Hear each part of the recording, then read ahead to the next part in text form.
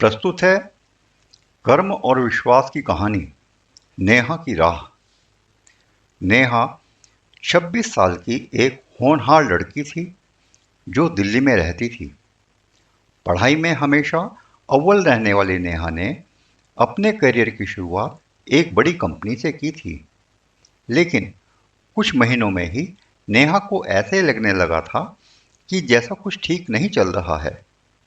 काम में मन नहीं लगता था, सहकर्मियों से उसका तालमेल बिगड़ने लगा था, इरिटेट रहने लगी थी और हर कोशिश के बावजूद उसे प्रमोशन का कोई मौका नहीं मिल रहा था।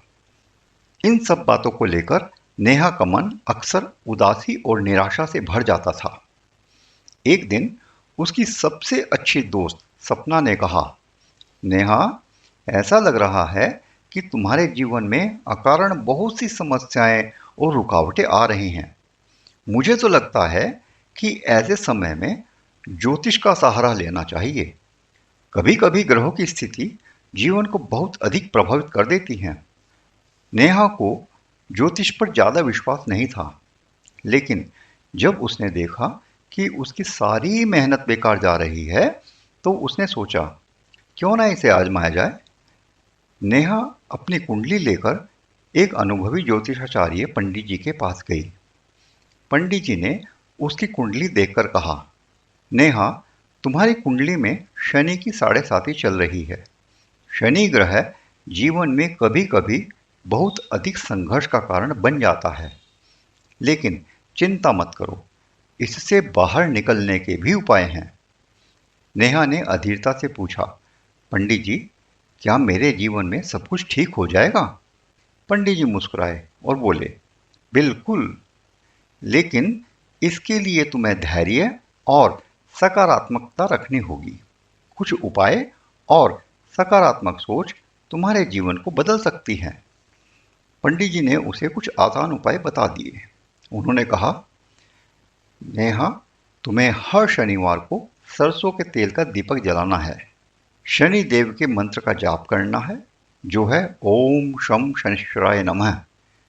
इसका जाप 108 बार करना चाहिए और हर सुबह अपने लिए 5 सकारात्मक वाक्य बोलना चाहिए। अफर्मेशन 5 अफर्मेशन के लिए नेहा को सलाह दी गई और ये अफर्मेशन थे, मैं परिस्थितियों को संभालने में सक्षम हूं, मेरी मेहनत का फल मुझे अवश्य मिलेगा, मैं अपने जीवन में खुशियां ला सकती हूं, ब्रह्मांड मेरी प्रगति में मेरा साथ दे रहा है, मैं अपने सभी डर को पीछे छोड़ रही हूं। और ये वाक्य उसे बार बार बोलने थे। रोजाना उसको इन्हीं वाक्य को दोहराना था। नेहा ने पंडित जी की सलाह को गंभीरता से लिया। उसने अपनी दिनचर्या में इन अफर्मेशंस को और ज्योतिषीय उपायों को शामिल किया। हर सुबह वह अपनी बालकनी में खड़े होकर आत्मविश्वास के साथ अफर्मेशंस को बोलती थी। धीरे धीरे उसे महसूस होने लगा कि उसका मन शांत हो रहा है और उसका आत्मविश्वास बढ़ रहा है। नेहा ने शनिवार के दिन अपने माता पिता के साथ शनि देव मंदिर में जाकर के तेल चढ़ाना भी शुरू कर दिया। वह ओम शम शनिश्चराय नमः का जाप भी करने लगी थी। इन सब के साथ उसने अपने काम पर और ज्यादा फोकस करना शुरू कर दिया। धीरे धीरे उसे छोटी छोटी सफलताएं मिलने लगी। उसके सहकर्मी भी उसके काम की तारीफ करने लगे। एक रात नेहा ने अजीब सा सपना देखा। उसने देखा कि वह एक बड़े जंगल के बीच खड़ी है। चारों तरफ अंधेरा और डरावना माहौल था। अचानक एक बूढ़ी महिला उसके पास आई और कहा, नेहा, तुम्हारी मेहनत और अफर्मेशंस तुम्हें सही दिशा में लेकर जा रहे हैं, परंतु एक बड़ा खतरा अभी बाकी है। नेहा ने डरते हुए पूछा, कौन सा खतरा? महिला ने कहा, तुम्हें अपने जीवन में एक ऐसे व्यक्ति से बचना होगा जो तुम्हारी सफलता का दुश्मन है। वह व्यक्ति तुम्हारे बहुत करीब है और उसकी पहचान करना तुम्हारे लिए किसी चुनौती से कम नहीं होगा। ऐसा करके वह बुढ़िया अंतर्धान हो गई और नेहा का सपना टूट गया। सपने से जागने के बाद नेहा घबरा गई। उसने इस सपने को पंडित जी को बताया। पंडित जी ने उसकी कुंडली देखकर कहा, नेहा, यह एक संकेत हो सकता है कि तुम्हारे जीवन में कोई ऐसा है जो तुम्हारे प्रयासों को असफल करने की कोशिश कर रहा है, परंतु घबराओ मत। सच जानने के लिए तुम्हारी बुद्धि और धैर्य ही काफी होंगे। धैर्य से काम लो और बुद्धि का इस्तेमाल करो, तो तुम्हें उस व्यक्ति के बारे में पता लग जाएगा जो तुम्हारी जड़ खोदने पर लगा होगा, जो तुम्हारे प्रयासों को असफल करने का प्रयास कर रहा होगा। नेहा ने पंडित जी की बातों को बड़ी गंभीरता से लिया। उसने ऑफिस में ध्यान देना शुरू किया तो उसने पाया कि उसका जो साथी है राहुल, जो हमेशा उससे दोस्ती का दिखावा करता था, उसकी पीठ पीछे उसके बॉस के सामने उसकी बुराई करता था। राहुल ने नेहा के कई अच्छे प्रोजेक्ट्स को भी खराब दिखाने की कोशिश की थी। नेहा ने चुपचाप राहुल की हरकतों के सब सबूत इकट्ठा किए और एक दिन अपने मैनेजर के पास गई और सारी सच्चाई उसके सामने रख दी।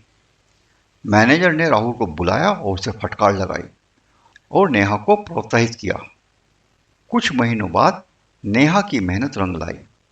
उसे अपने प्रोजेक्ट में बड़ी जिम्मेदारी दी गई। लेकिन असली चमत्कार तब हुआ जब उसकी कंपनी के मैनेजर ने उसे प्रमोशन दिया और प्रमोशन देकर एक नई टीम का नेतृत्व करने का मौका दिया। नेहा का विश्वास ज्योतिष और अफर्मेशन पर और बढ़ गया। एक दिन नेहा ने पंडित जी से पूछा, पंडित जी, यह मेरे साथ सब कुछ अच्छा होने लगा है, क्या यह सब केवल ग्रहों की चाल और उपायों के कारण हुआ है? पंडित जी ने गंभीरता से जवाब दिया, नेहा, ग्रह हमें दिशा दिखाते हैं, लेकिन हमारी मेहनत और सोच हमें उस दिशा में आगे बढ़ने की ताकत देती है। तुम्हारी अफर्मेशंस ने तुम्हारे दिमाग को सकारात्मक से भर दिया और तुम्हारी मेहनत ने उस सकारात्मकता को परिणाम में बदल दिया।